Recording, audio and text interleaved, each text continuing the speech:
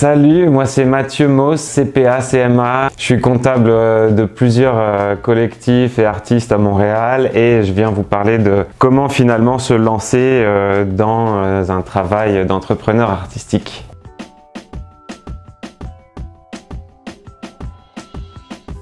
Si vous êtes au Canada, bonne nouvelle, vous êtes dans un pays riche qui distribue l'argent si vous suivez les règles qu'il vous demande de suivre. Au Canada, on a droit à des subventions, on a droit à des aides du gouvernement et tout ça, le gouvernement, il veut que tu respectes certains critères et que tu sois assez tight dans ce que tu fais. Une fois que tu arrives à être assez tight, tu vas avoir de l'argent qui va rentrer et cet argent, il va rentrer avant l'argent des droits d'auteur. Donc sur un business, c'est super important d'avoir de l'argent un peu tout au long de l'affaire en faisant peut-être de l'administratif à gauche à droite plutôt que de banquer tout le temps sur les droits d'auteur parce que vous allez comprendre que ça arrive assez lentement dans vos comptes.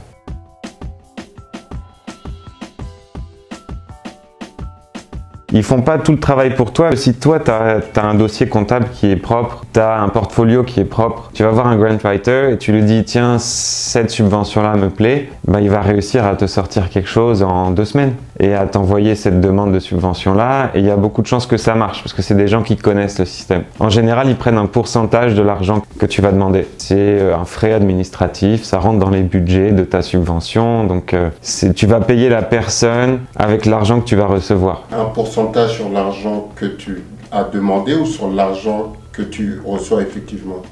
Sur l'argent que tu reçois effectivement. Donc ils veulent faire bien pour que tu reçoives le max. Ceux qui commencent, ils ne demandent pas un frais fixe au début. Ceux qui sont professionnels, comme certains avocats ou certains comptables, demandent un frais fixe au début, un 500 $ au début, puis ensuite, si la subvention est gagnée, ils prennent un pourcentage.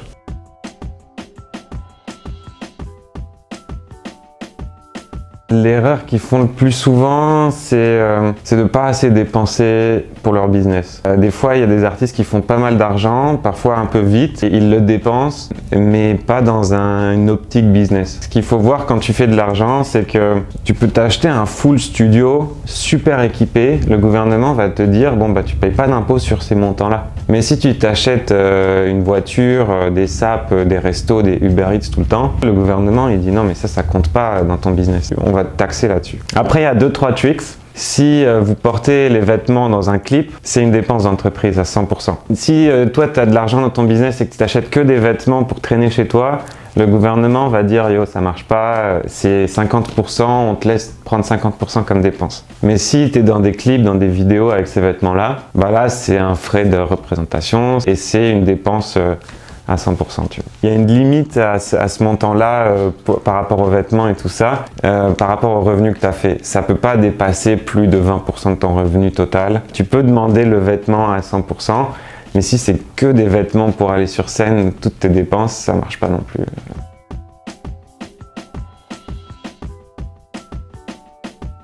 Tu dois avoir 2 entités au Canada. Tu dois avoir une entité pour le profit et une qui n'est pas pour le profit. Le gouvernement te laisse avoir les deux. Il y en a certains qui ne sont pas d'accord avec ça. Ça peut être éthiquement spécial quand tu as une entreprise culturelle et une OBNL, une organisation à but non lucratif, qui font la même chose.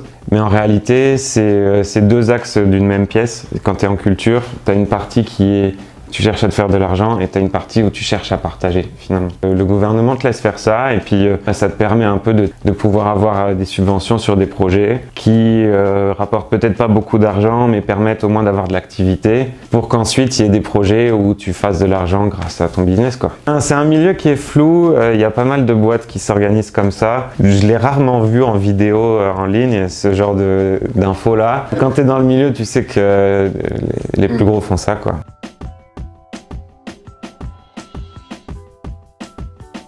Déjà, ça commence par une déclaration d'impôt. Dès que tu as plus de 18 ans, tu es obligé d'en faire une. Tout le monde en fait une. C'est le document de base. Ensuite, là, tu décides de te lancer à ton compte. Alors, tu pars travailleur autonome. Qu'est-ce que tu dois faire pour devenir travailleur autonome? Rien.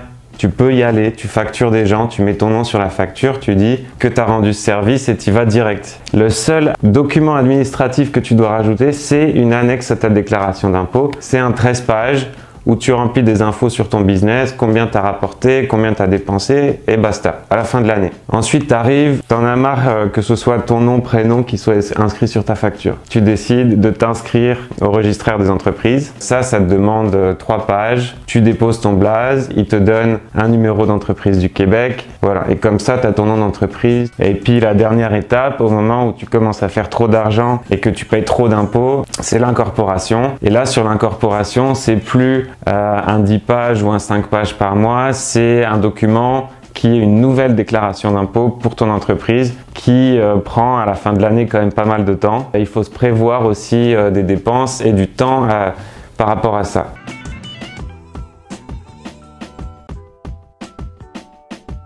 Il y a une règle avec le gouvernement, quand tu fais plus de 30 000 de revenus, tu dois aller sur la taxe, la TPS TVQ. Ça, pareil, ça demande 10 pages pour s'inscrire. Tu as des déclarations à faire. Pour chaque période, tu choisis. Si c'est tous les mois, c'est 5 pages par mois. C'est un peu de travail qu'il faut faire. Si c'est tous les ans, 5 pages par an, c'est relax. À partir de ce moment-là, je vous recommande d'avoir un compte en banque pour l'entreprise et d'avoir sûrement un comptable pour vous aider à préparer vos déclarations.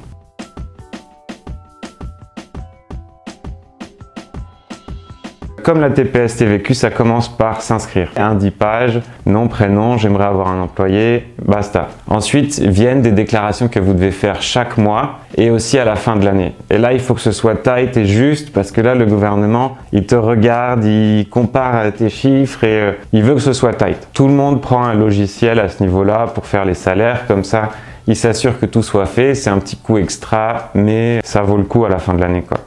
Le mot de la fin, allez-y là, sortez et faites du business. Travaillez pour vous, travaillez pour vos rêves, pas pour ceux de quelqu'un d'autre.